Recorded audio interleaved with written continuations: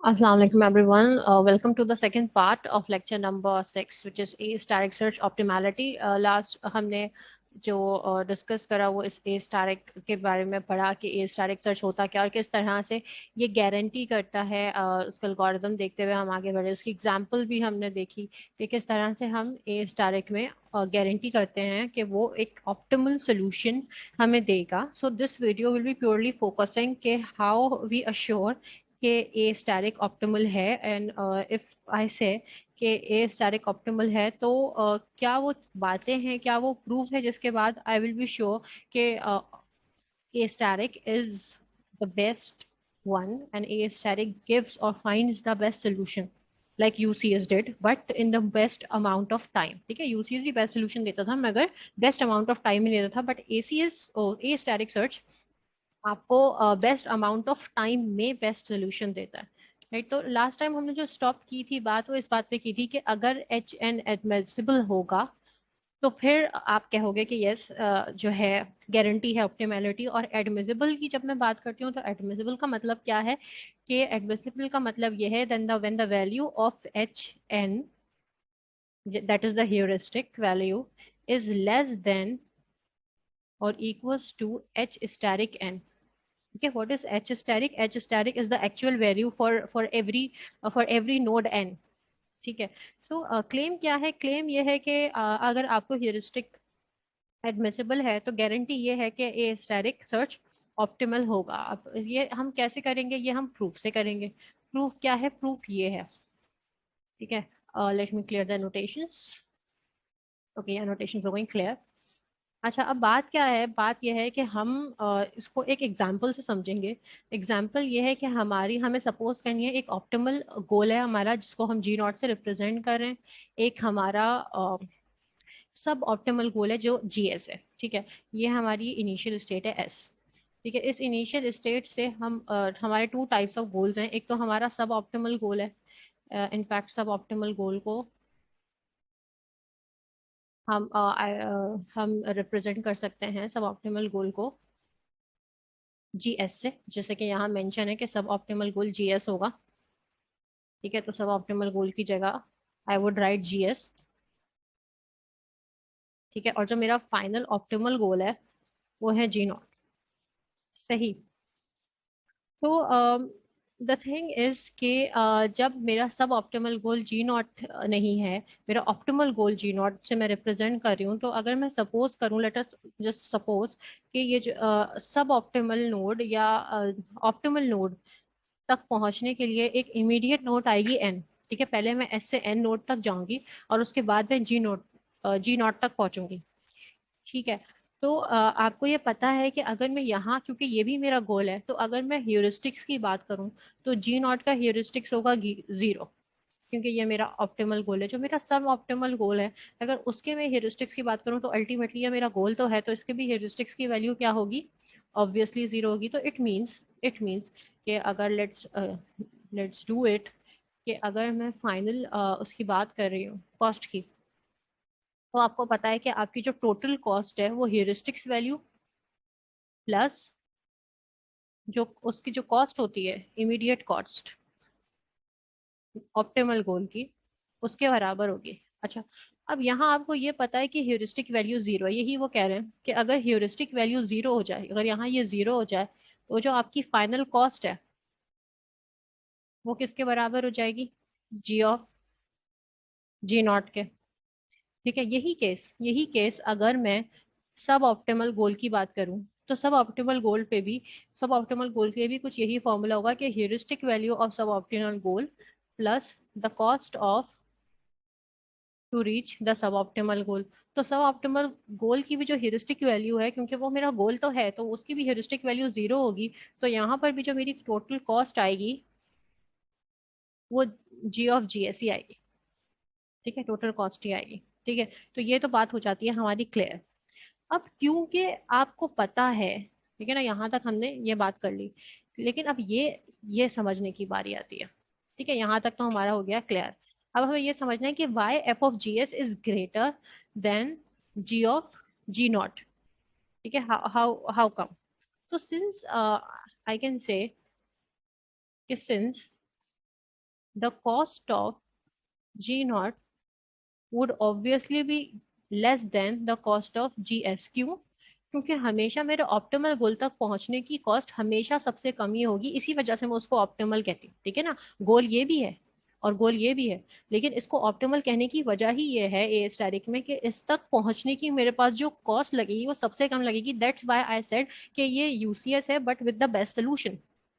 ठीक है? तो हमेशा जो मेरा ऑप्टिमल गोल है उसकी कॉस्ट सबसे कम लगेगी। तो जब कॉस्ट कम लगेगी तो अल्टीमेटली, क्योंकि ये जी के बराबर है, अल्टीमेटली ये एफ ऑफ जी के बराबर है, क्योंकि ह्यूरिस्टिक्स वैल्यू 0 है, तो उसी तरह इसकी जो फाइनल कॉस्ट होगी F of G of not will always be less than F of G of the suboptimal goal. ठीक है? तो यहाँ हम इस कंक्लूजन तक पहुंच गए। ठीक है? कि जीएस हमेशा ज्यादा होगा, एफ ऑफ जीएस हमेशा ज्यादा होगा to the G of G naught. Since GS is suboptimal, तो सब ऑप्टिमल की कॉस्ट हमेशा ज्यादा लगेगी। राइट? तो this is our first conclusion. This is our first conclusion. अब बात आती है दूसरी की, कि अब हम ये कैसे ड्राइव करेंगे। तो क्योंकि आपको पता है कि अगर मैं एफ ऑफ एन की बात कर रही हूँ, एफ ऑफ एन क्या है? वो कॉस्ट, वो टोटल कॉस्ट जो मुझे अपनी इनिशियल स्टेट से एन तक पहुंचने की निकली लगी। तो एफ ऑफ एन हमेशा लेस देन होगा एफ ऑफ जी नॉट के। क्यों? क्योंकि पहले मैं एन तक पहुंच रही हूँ, उसके बाद जी नॉट तक आऊंगी। तो एन क्योंकि इसका प्रीडेसेसर है, एन क्योंकि जी नॉट का प्रीडेसेसर है, तो हमेशा इसकी cost F of G naught से कम लगेगी। ठीक है? और एफ ऑफ जी नॉट आपको इस इक्वेशन से पता है हमेशा कम होगा एफ ऑफ जी एस से। तो यहाँ आपको ये नजर आ रहा है कि सबसे पहले मेरी फ्रिंज लिस्ट्स में से अगर कोई आउट होगा तो वो एन होगा, क्योंकि एन की कॉस्ट सबसे कम है। उसके बाद अगर कोई फ्रिंज लिस्ट से आउट होगा तो वो क्या होगा? मेरा ऑप्टिमल सोल्यूशन होगा। ठीक है? Hence it is prove that कि अगर मेरा गोल ऑप्टिमल, जो भी मेरा ऑप्टिमल गोल होगा वो ही हमेशा ए स्टैटिक सर्च आउट करेगी, क्योंकि फ्रिंज लिस्ट में से सबसे पहले वही आउट होगा, भले पहले इन जीएस हुआ हो, भले पहले जीएस इन हुआ हो, लेकिन क्योंकि आउट इस सीक्वेंस में होना शुरू होता है, तो पहले एफ एन आउट होगा, इमीडिएट नोड्स आउट होंगी, फिर उसके बाद जो नेक्स्ट लिस्टेड आउट होगा वो मेरी ऑप्टिमल नोड होगी। इट मीन्स कि जो ऑप्टिमल सोल्यूशन है वो मुझे maximum to maximum latest time पे मिल रहा है, मीन्स जल्दी मिल रहा है और ऑप्टिमल मिल रहा है। तो hence it is proved that कि आपकी फ्रिंज लिस्ट में से हमेशा ऑप्टिमल गोल ही पहले बाहर होगा। और अगर हम इसको कंपेयर करें अपने सब ऑप्टिमल गोल से, तो भले वो पहले इंसर्ट हुआ हो, लेकिन बाहर सबसे लास्ट में ही आएगा। तो मुझे जल्दी जो सोल्यूशन मिल रहा है वो हमेशा मेरा ऑप्टिमल सोल्यूशन मिल रहा है। ठीक है? अब इसी प्रूफ को करने का एक तरीका और है, जो कि आप जैसे कि आप कॉन्ट्रा तरीके से प्रूव करते हैं कि अगर ये नहीं है तो ये भी हो सकता है। तो वो क्या है वो भी देख लेते हैं। देखिए, यहाँ हमारा क्लेम इसी तरीके, इसका अगर मैं कॉन्ट्रा तरीके से करना चाहूँ, तो यहाँ मेरा क्लेम ये है कि लेट मी अनोटेट इट, कि ये G2 जो है ये आपका सब ऑप्टिमल गोल है। ठीक है? ये G2 है, ये आपका सब ऑप्टिमल गोल है, और G मेरा जो है वो एक्चुअल ऑप्टिमल गोल है। ठीक है? सो क्लेम क्या है? The first solution found is equal to node is expanded and the found to be a goal node has the minimum path cost. ठीक है? जो पहले एक्सपेंड होगा वो हमेशा मिनिमम पाथ कॉस्ट होगा। और प्रूफ के लिए हम सपोज कर रहे हैं कि there exist a goal node G with optimal path cost F asterisk. ठीक है? एक गोल G है जिसकी ऑप्टिमल पाथ कॉस्ट है F asterisk, but A asterisk has found another node G2 with G2 greater than F static. ठीक है? हमने एक उल्टी अजम्पशन ले ली, हमने कहा कि भाई ए स्टैटिक जो है ना वो इस सोल्यूशन पर पहुंच गई, और उसने जो है एक सब ऑप्टिमल गोल को फाइंड आउट कर लिया, और मैंने ये अज्यूम कर लिया कि उसका जो कॉस्ट है वो एफ स्टैटिक से ज्यादा है। ठीक है? तो अब हम इसको प्रूव करने के लिए आगे बढ़ते हैं कि अगर ये गलत प्रूफ हो गई, अगर हमारी ये अजम्पशन जो हमने कहा है अगर ये रॉन्ग प्रूफ हो गई, तो इट मीन्स कि ए स्टैटिक वाकई ऑप्टिमल है। तो अब बात करना शुरू करते हैं कि मेरे पास जो नोड है ये एस है, ये इमीडिएट नोड है, ये जी है, और ये G2 है। ठीक है? मैंने कॉन्ट्राडिक्शन क्या लिया है? मैंने कॉन्ट्राडिक्शन ये लिया है कि G2 जो है ना वो आ रहा है पहले, पहले मेरा ऑप्टिमल नहीं आ रहा। ठीक है? तो अगर ये बात गलत प्रूव हो गई तो इट मीन्स कि मैंने गलत कहा है, और एक्चुअली पहले जी ही आउट होगा और ए स्टैटिक ही ऑप्टिमल है। ठीक है, तो लेट्स स्टार्ट। तो जब मैं कह रही हूँ कि जी एन एफ एन जो है वो लेस देन एफ स्टैरिक है, ठीक है, उसके बाद मैं क्या ये कह रही हूँ कि since N was not expanded before G two the following must hold. जब मैं कह रही हूँ कि जी टू को आप पहले एक्सपेंड कर रहे हो तो हमेशा यही सच होना चाहिए कि G two less than F N हो, ठीक है। तो और जी टू जब एफ एन से छोटा है तो हमेशा जी टू एफ स्टेरिक से भी छोटा होगा, क्योंकि एफ एन हमेशा अंडर एस्टिमेट होता है एफ स्टेरिक का, ठीक है। फिर मैं कह रही हूँ it follows from H G two is equal to zero, कि जो भी इसकी जो ह्यूरिस्टिक वैल्यू है वो हमेशा जीरो होगी। जब इसकी ह्यूरिस्टिक वैल्यू जीरो है, जब इसकी ह्यूरिस्टिक वैल्यू जीरो है तो इसका मतलब क्या है कि आपको पता है कि जब ह्यूरिस्टिक वैल्यू जीरो होगी तो ये एच एन जीरो हो जाएगा। तो इक्वेशन में बस एक ही चीज बची, वो जी टू बचा। तो इक्वेशन में से आपको ये प्रूफ हो गया कि जी ऑफ जी टू मतलब जो कॉस्ट है वो एफ स्टेरिक से बड़ी है, जो कि ऐसा नहीं है। ऐसा क्यों नहीं है? क्योंकि जो आपका एफ स्टेरिक है, आपने जो अजम्पशन ली वो ही उल्टी साबित हो गई, बिकॉज एफ एन तो ऑप्टिमल पाथ है, ठीक है, और जो आपने अज्यूम किया वो गलत प्रूफ हो गया। इट मीन्स कि G two less than equals to F asterisk आप कह रहे हैं, तो कि ये तो एक खुद कॉन्ट्रोडिक्शन है, क्योंकि जो आपने कहा आप उसका उल्टा प्रूफ कर गए।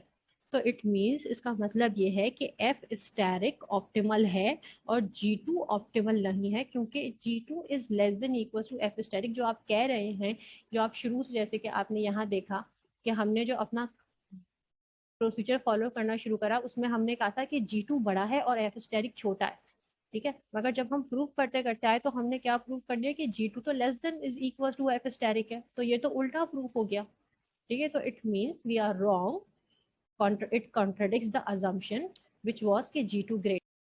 It means A static is indeed optimal, right? So let's talk about the completeness and complexity. So if I talk about the completeness and complexity, तो yes, A static बिल्कुल complete होगा, लेकिन उसकी दो conditions हैं। कि पहली बात तो ये कि आपके जो है जो भी successors हैं वो finite हो। ऐसा ना हो ना कि एक नोड की जो भी expanded nodes हैं वो infinitely expand हो रही है, तो वो converge कैसे करेगा, ठीक है। और there exist a positive constant कि जो भी आपकी कॉस्ट हो वो हमेशा ग्रेटर देन जीरो होनी चाहिए। अगर वो जीरो से बड़ा कोई वैल्यू ही नहीं है तो it's a problem, it's a miss kind of mistake या it's a kind of error. तो फिर वो कन्वर्ज नहीं कर पाएगा, वो टोटल क्या करेगा, ठीक है। Complexity in general is still potential in the path length of the solution. आप जब स्पेस की बात करते हो या आप टाइम की बात करते हो तो उस हिसाब से इसकी कॉम्प्लेक्सिटी ऑब्वियसली वेरी करेगी। More defined complexity result depend on the assumptions मेड। फॉर एग्जाम्पल, जब आप quality of the heuristic function की बात कर रहे हो कि आपकी ह्यूरिस्टिक फंक्शन कितना कैसा है और आप उसको किस तरह से फाइंड आउट करके लिख रहे हैं, तो कॉम्प्लेक्सिटी टोटली इस चीज़ पर डिपेंड करती है कि आपका पाथ लेंथ कैसी है, आपकी स्पेस कितनी बड़ी है, या आपका ह्यूरिस्टिक फंक्शन की क्वालिटी क्या है। तो टोटली उस पर डिपेंड करता है कि उस हिसाब से आपकी कॉम्प्लेक्सिटी कभी बहुत कम भी हो सकती है और कभी बहुत बढ़ भी सकती है, ठीक है। इन द केस इन विच कि जब आप की जो एक्चुअल ह्यूरिस्टिक वैल्यूज में से जब आप एच एन माइनस करते हो तो वो हमेशा less than equals to big of log of H asterisk N होना चाहिए, ठीक है, जो कि एक्चुअल इसकी रिक्वायरमेंट है कि only one goal state exist and the search graph is a tree, सब exponential number of nodes will be expanded, जो कि गैस्टिंग एंड हेलमुट रोगर ने कहा था। Unfortunately, this almost never holds, but this is obviously a kind of parameter। इस तरह से आप इसकी completeness और complexity की बात करेंगे, right? In the next video we'll be continuing more about asteric search के और क्या है। Then we'll in the next video we'll just be concluding it, right? So for now, thank you so much for your time. I hope it's clear. Allah Hafiz.